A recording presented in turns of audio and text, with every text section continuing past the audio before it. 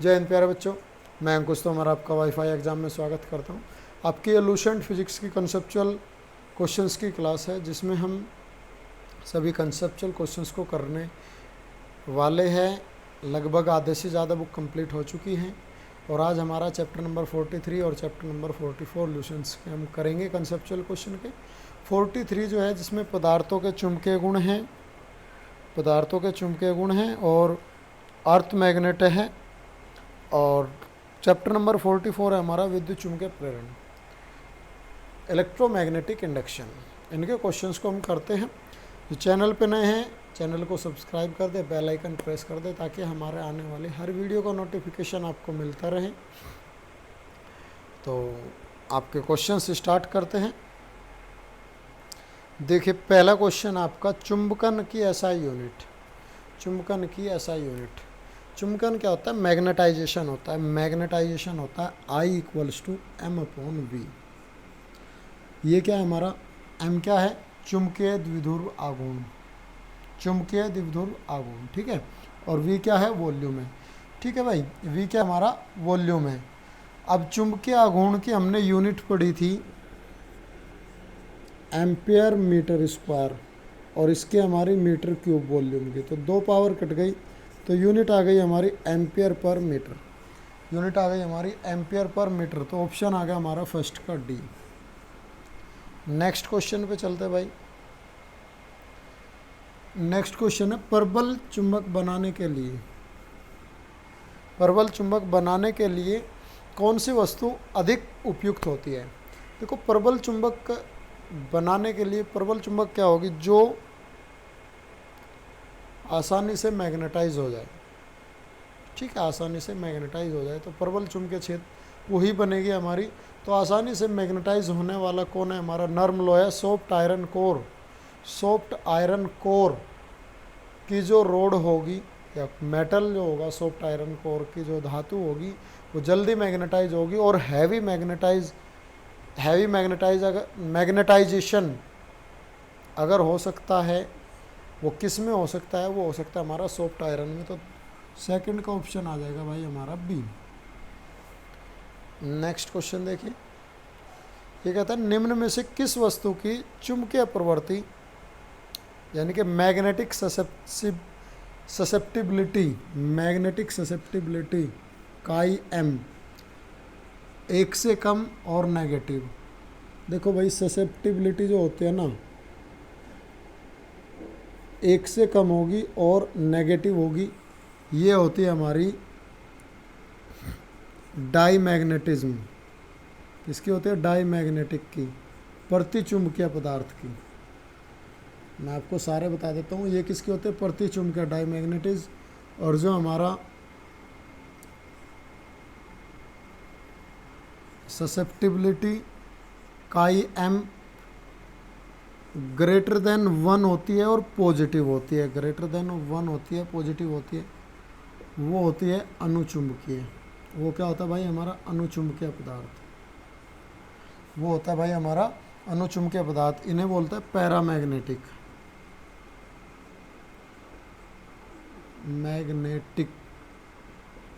इसे बोलते हैं चुंबकीय प्रवृत्ति काई एम को, ठीक है। और ये 1 से ज़्यादा और प्लस होती है अनुचुंबकीय के लिए, और काई एम 1 से बहुत ज़्यादा होती है और पॉजिटिव होती है किसके लिए? फेरोमैग्नेट के लिए, फेरोमैग्नेटिक मटेरियल के लिए। फेरोमैग्नेटिक यानी कि लोह चुंबकीय पदार्थों के लिए ये 1 से बहुत ज़्यादा होती है, ठीक है भाई। तो आपका ऑप्शन आ जाएगा डाईमैग्नेटिक, प्रतिचुंबकीय पदार्थ। ऑप्शन क्या आएगा आपका?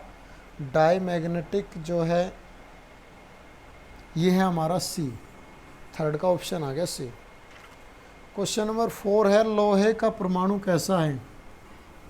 आयरन का एटम कैसा होगा? फेरोमैग्नेटिक होगा ना, लोह चुंबकीय। अभी नाम से ही पता चलता है कैसा होगा, वो हमारा लोह चुंबकीय होगा। तो फोर्थ का आ जाएगा हमारा लोह चुंबकीय सी। क्वेश्चन नंबर 5, अनुचुंबकीय पदार्थ की प्रवृत्ति कैसी होती है? अनुचुंबकीय पदार्थ की प्रवृत्ति होती है भाई स्थिर। ससेप्टिबिलिटी क्या होती है? स्थिर होती है, पॉजिटिव में और थोड़ी सी ज़्यादा होती है एक से, स्थिर रहती है। ठीक है, ऑप्शन क्या आ जाएगा हमारा, फिफ्थ का आ जाएगा ए। नमन कोण का मान उत्तरी ध्रुव से विषुवत रेखा की ओर जाने पर क्या होता है।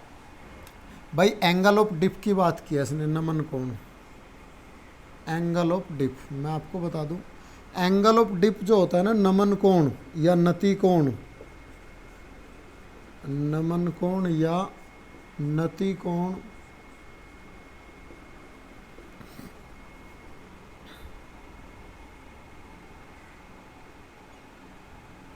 ठीक है भाई, ये क्या होता है कि पोल्स पर, पोल्स कौन से हमारे दो, नॉर्थ और साउथ। पोल कौन कौन से हमारे, दो पोल होते हैं, नॉर्थ और साउथ। ठीक है भाई, तो मैं आपको बता दूं कि एंगल ऑफ डिप -90 डिग्री होता है नॉर्थ पर और +90 डिग्री होता है साउथ पर। और जैसे जैसे ये इक्वेटर की ओर जाता है, इक्वेटर पर क्या हो जाता है, जीरो। इक्वेटर पर, इक्वेटर विषुवत रेखा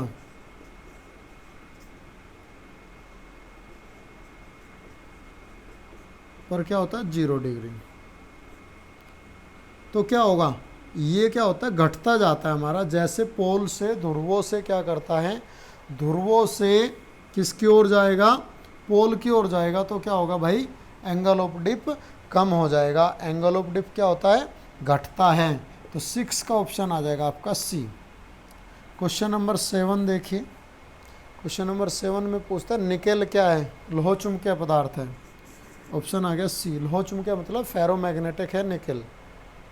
हिस्ट्रेसिस पूछता है क्या प्रदर्शित करते हैं, कौन प्रदर्शित करता है हिस्ट्रेसिस।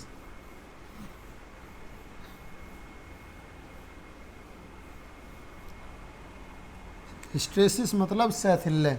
दो चीज़ें पूछी है इसने, हिस्ट्रेसिस कौन प्रदर्शित करता है। ठीक है,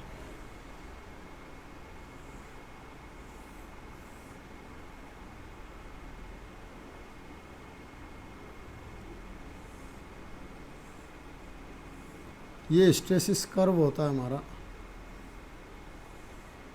ये क्या हमारा कर्व है, हिस्ट्रेसिस कर्व।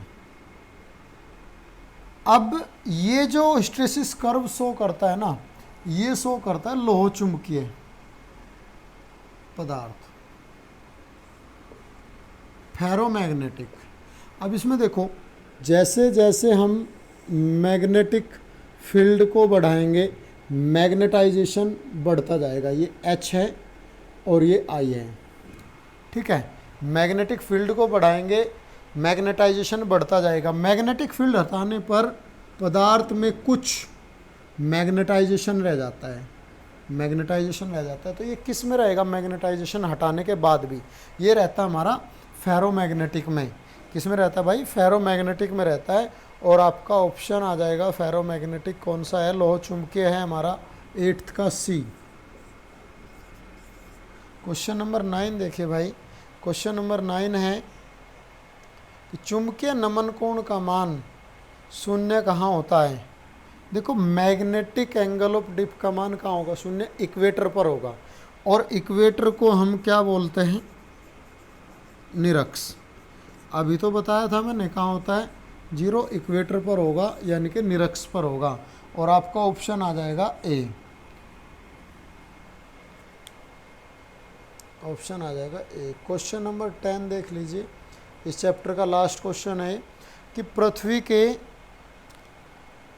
चुंबकीय ध्रुव पर नमन कोण का मान कितना होता है। देखो, यहाँ गड़बड़ हो जाती है।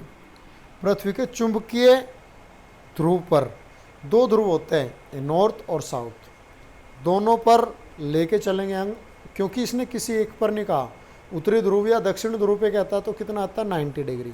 बट इसने ध्रुव की बात की, चुंबकीय ध्रुव 2 ध्रुव होते हैं, तो उस पर क्या होगा, -90 से कहाँ तक जाता है, +90 तक जाता है। दैट मीन्स कितना होगा, 180 डिग्री होगा, नहीं होगा भाई। कहाँ से शुरू होगा, नॉर्थ -90 से कहाँ तक गया, +90 तक गया। तो कितना एंगल है हुआ हमारा पोल्स पर, 180 का। ठीक है, तो ऑप्शन आ गया 10 का हमारा डी। अब जो है नेक्स्ट चैप्टर के क्वेश्चन, चैप्टर नंबर 44 उसके क्वेश्चन करते हैं। देखिए क्वेश्चन चैप्टर नंबर 44, वैद्युत चुम्बकीय प्रेरण की घटना के आविष्कारक कौन थे? वैद्युत चुम्बकीय प्रेरक इलेक्ट्रोमैग्नेटिक इंडक्शन किसने दिया था भाई? ये सभी को पता है, वेल नोन है, फैराडे ने दिया था। तो फर्स्ट का हमारा आ गया फैराडे ए। लेंज का नियम किसके संरक्षण पर है? लेंज एनर्जी को, energy conservation, energy conservation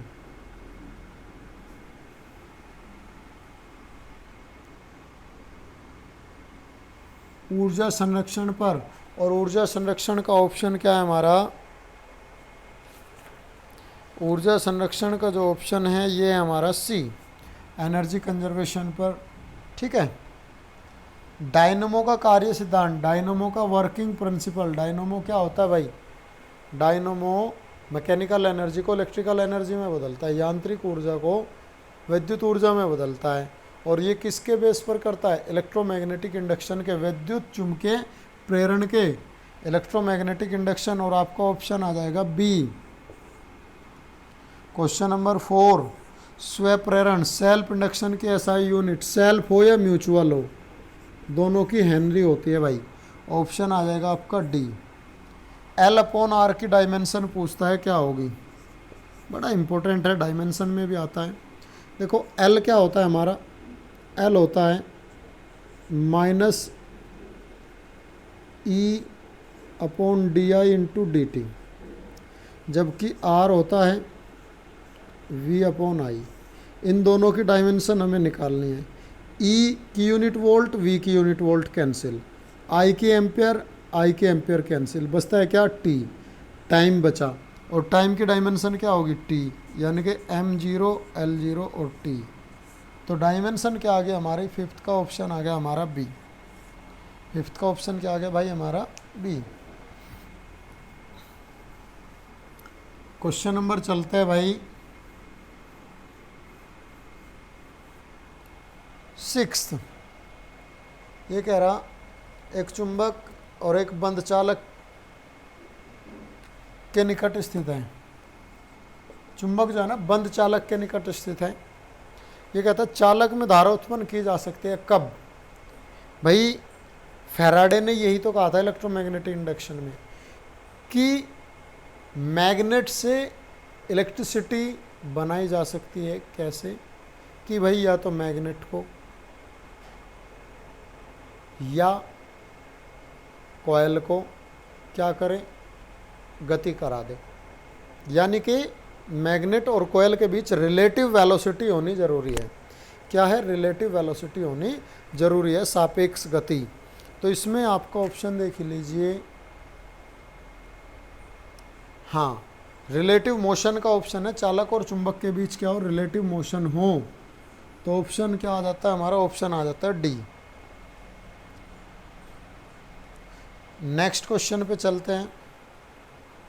question number 7,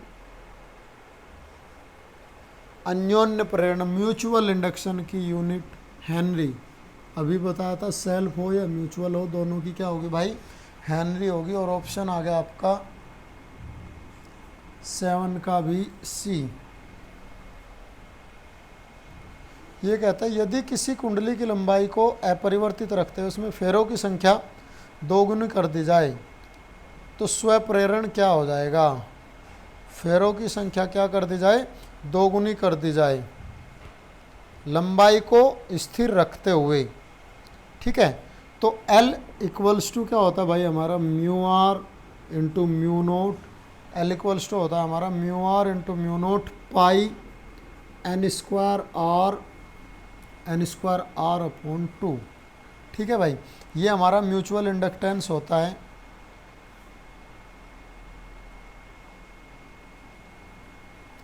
तो L क्या है? प्रोपोर्शनल है n स्क्वायर के। सोलेनॉइड के लिए L प्रोपोर्शनल किसके हुआ? n स्क्वायर के हुआ। अगर फेरों की संख्या क्या कर दी जाए? 2 गुनी कर दी जाए। फेरों की संख्या क्या कर दी जाए भाई? 2 गुनी कर दी जाए। तो उसका 2 गुना होने का मतलब ये 2 गुना हुआ और 2 का स्क्वायर होकर कितना हो जाएगा, 4 गुना हो जाएगा। क्या हमारा सेल्फ इंडक्शन, स्वयं प्रेरण क्या हो जाएगा, 4 गुना हो जाएगा स्क्वायर होके। और ऑप्शन आ जाता है आपका 8th का ए। क्वेश्चन नंबर 9 देखिए।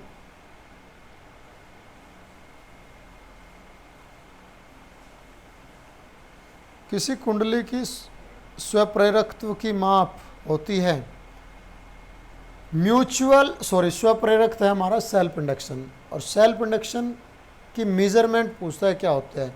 तो सेल्फ इंडक्शन किस मेजरमेंट किसकी होती है भाई, इलेक्ट्रिक इनर्शिया की होती है, वैद्युत जड़त्व की। तो 9 का ऑप्शन आ जाता है हमारा ए, 9 का ऑप्शन आ जाता है ए। क्वेश्चन नंबर 10 क्या कह रहा है कि एक धातु का गोला गर्म हो जाता है। गोला क्या होता है, गर्म हो जाता है। वजह क्या है, क्योंकि भाई उसके अंदर जो है ना भंवर धाराएं उत्पन्न हो जाती है। धातु का गोला क्या होता है, गर्म हो जाता है, उसके अंदर क्या हो जाता है, भंवर धारा उत्पन्न हो जाती है, भंवर धाराएं उत्पन्न हो जाती है। ऑप्शन नंबर क्या आ जाएगा, सी। देखो भंवर धारा क्या होती है, किसी मेटल के अंदर धारा इस तरह से इस तरह जाने पर कैसे एक संवहन उत्पन्न हो जाता है, कन्वेक्शन। भंवर धारा को क्या बोलते हैं, कन्वेक्शन बोलते हैं हम, कन्वेक्शन होता है। ये क्या, धारा इसमें इस तरह से इस तरह चलती रहती है, जिसकी वजह से क्या होगा, इलेक्ट्रॉन इसके अंदर इस तरह घूमने से, अप एंड डाउन होने से क्या होता है, कन्वेक्शन उत्पन्न होता है। और उसकी वजह से क्या होता है, मेटल का जो हमारा गोला है वो गर्म हो जाता है। तो क्या कहलाता है, किसकी वजह से होता है, हमारा कन्वेक्शन, भंवर धारा की वजह से होता है भाई। ठीक है, ऑप्शन क्या आ जाएगा आपका, ऑप्शन आ गया हमारा सी। क्वेश्चन नंबर 11 देखते हैं। क्वेश्चन नंबर 11 में क्या कहा है, एक लघु पथित कुंडली है, शॉर्ट सर्किट कॉयल है, एक समय किस में रखी गई है, वेरिएबल मैग्नेटिक फील्ड में रखा गया है। तो कुंडली में प्रेरित धारा के कारण, इंड्यूस्ड करंट के कारण क्या होता है, पावर लॉस होता है। तो ये कहता है कि कुंडली में फेरों की संख्या 4 गुनी कर दी जाए और रेडियस आधी कर दी जाए। एन को क्या कर दिया जाए, 4 टाइम्स, और रेडियस क्या कर दिया जाए, हाफ टाइम्स। ठीक है भाई। तो ये कहता है पावर लॉस कितना होगा। अब देखो power loss P equals to होता है हमारा E² अपॉन R। कोयल के अंदर हमने पढ़ा था V² अपॉन R, पर यहाँ क्या होगा, EMF होगा, विद्युत वाहक बल होगा E² अपॉन R। और E इक्वल्स टू होता है हमारा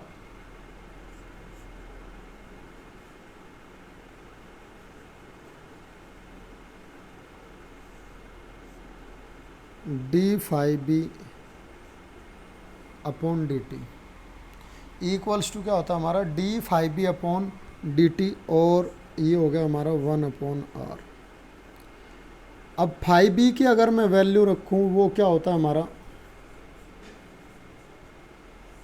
∅B की वैल्यू होती है हमारी NBA, क्योंकि फ्लक्स क्या होता है, फ्लक्स होता है B × A।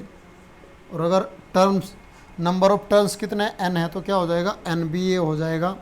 तो यहाँ से हमारा आ गया P equals to N upon R, और A भी कांस्टेंट है, A आ गया।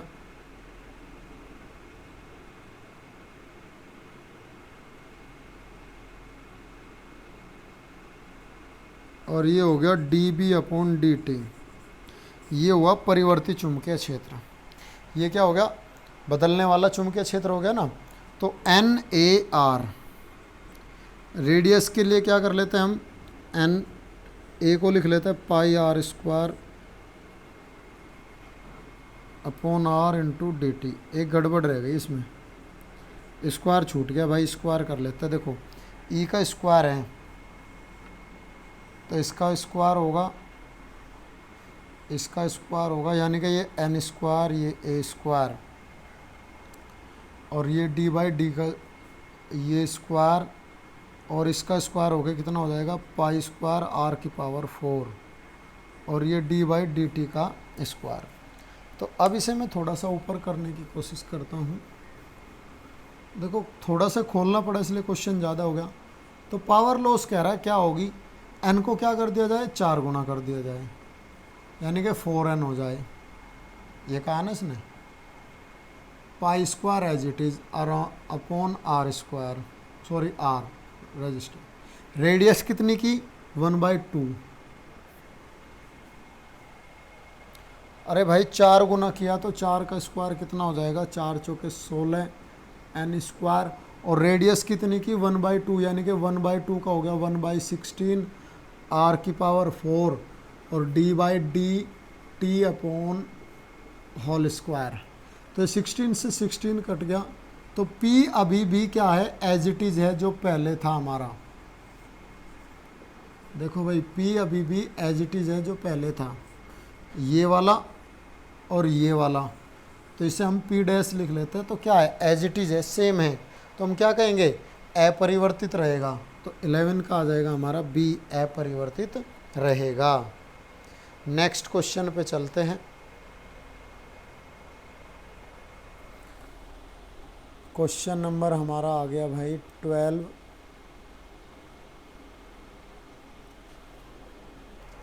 देखिए भाई क्वेश्चन नंबर हमारा आ गया 12।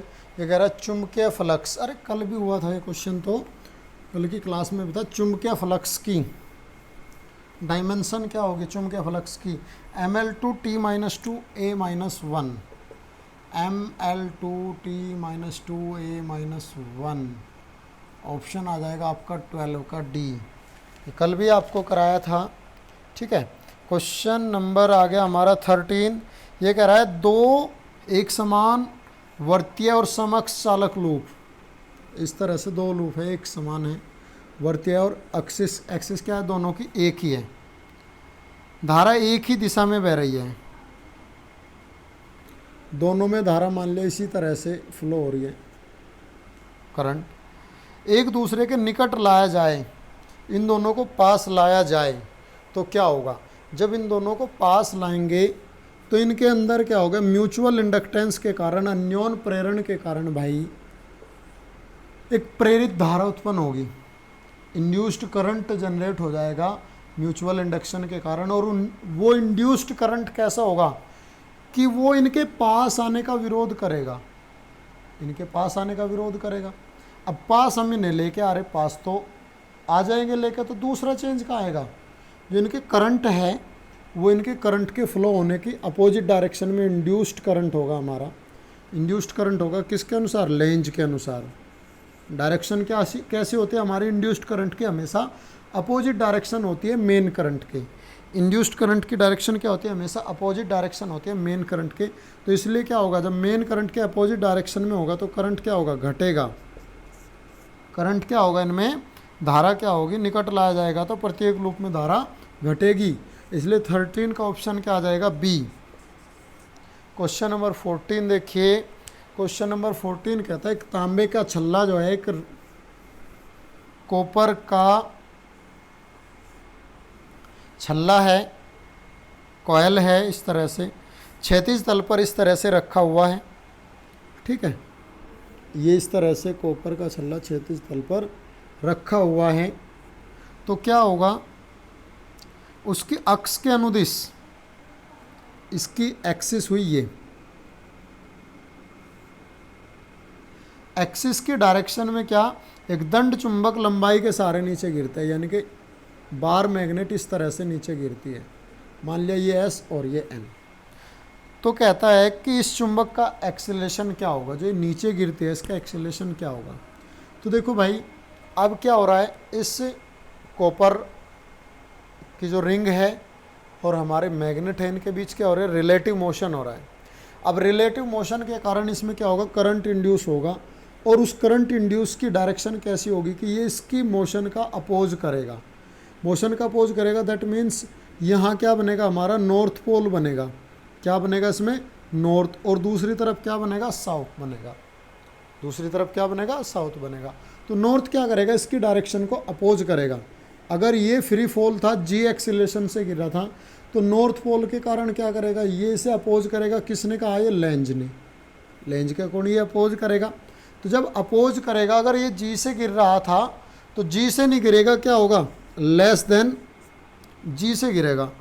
इसका एक्सीलरेशन क्या होगा, ए क्या होगा, लेस देन होगा हमारा जी से। ठीक है भाई, ये कहता है हमारा क्वेश्चन। तो ऑप्शन आ जाएगा हमारा 14 का बी। किसी भी कंडीशन में अगर यहाँ साउथ नॉर्थ से गिरता, सॉरी ये साउथ होता और ये नॉर्थ, तो यहाँ अब क्या बनता, यहाँ साउथ बनता। करंट की डायरेक्शन इसमें ऐसी होती कि यहाँ साउथ बनता और यहाँ नॉर्थ बनता। हमेशा लेंज के नियम के अकॉर्डिंग ये इसका क्या करेगा, अपोज करेगा, और अपोज करेगा तो इसका एक्सेलरेशन क्या होगा, लेस देन होगा जी से। ऑप्शन आ गया हमारा बी। क्वेश्चन नंबर 15, चुंबकीय फ्लक्स की एसआई यूनिट वेबर। चुंबकीय फ्लक्स की एसआई यूनिट वेबर और सीजीएस यूनिट क्या होती है भाई, मैक्सवेल होती है। चुंबकीय फ्लक्स की एसआई यूनिट वेबर और सीजीएस यूनिट मैक्सवेल। तो 15 की एसआई यूनिट आ गई हमारी ए, वेबर। प्रेरण कुंडली में प्राप्त होता है, जो हमारी इंडक्शन कॉयल होती है उसमें क्या मिलता है हमें, इंडक्शन करंट में जो कॉयल मिलता है हमें, E equals to minus N, एक मिनट, E इक्वल्स टू क्या आता है भाई हमारा, minus L D I upon D T. Equals to हमारा आता है minus L D I upon D T. यानी कि स्मॉल करंट पर डी आई कैसा है, स्मॉल है, ईएमएफ कैसा मिलता है हमें, ज़्यादा मिलता है। स्मॉल करंट पर विद्युत वाहक बल क्या मिलता है, ज़्यादा मिलता है। तो ऑप्शन आ गया हमारा 16 का बी, कि कम करंट, डी आई मतलब क्या है, स्मॉल करंट है बहुत, स्मॉल करंट पर क्या होगा, हमें मिलेगा विद्युत वाहक बल ई ज़्यादा है। ऑप्शन आ गया आपका बी। क्वेश्चन नंबर 17 देखिए भाई। क्वेश्चन नंबर 17 में क्या कहा है, इंडक्टर में कौन सी ऊर्जा होती है। इंडक्टर में भाई मैग्नेटिक एनर्जी होती है।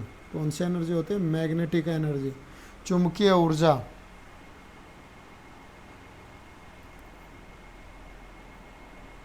ठीक है, अब क्वेश्चन नंबर 18 हमारा, देखिए भाई क्वेश्चन नंबर 18 पे चलते हैं हम। 17 का क्या आ गया हमारा, 17 का आ जाता है सी हमारा। क्वेश्चन नंबर 18 क्या है, दो समाक्ष कॉयल हैं, कोएक्सियल, इस तरह से दो कॉयल हैं जिनके एक्सिस क्या है, एक ही है, जिनके एक्सिस क्या है, एक ही है।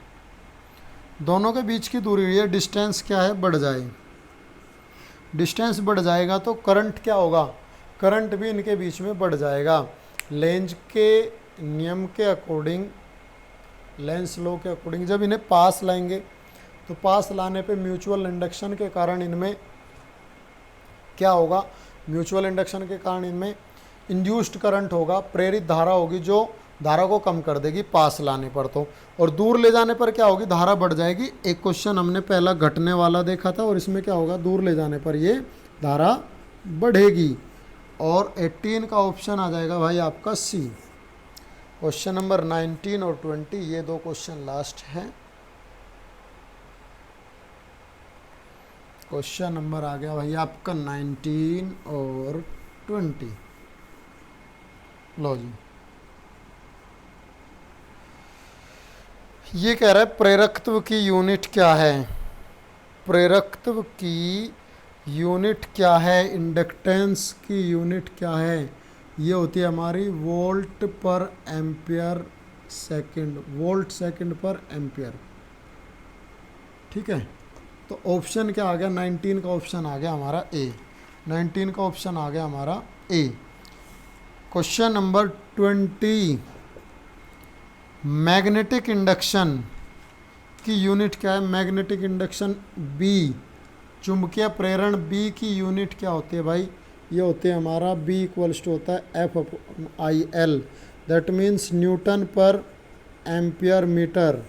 क्या होगा, न्यूटन पर एम्पियर मीटर। और 20 का आपका ऑप्शन आ जाएगा डी, मैग्नेटिक इंडक्शन चुंबकीय प्रेरण की यूनिट क्या होगी, न्यूटन पर एम्पियर मीटर। ऑप्शन आ जाएगा भाई डी।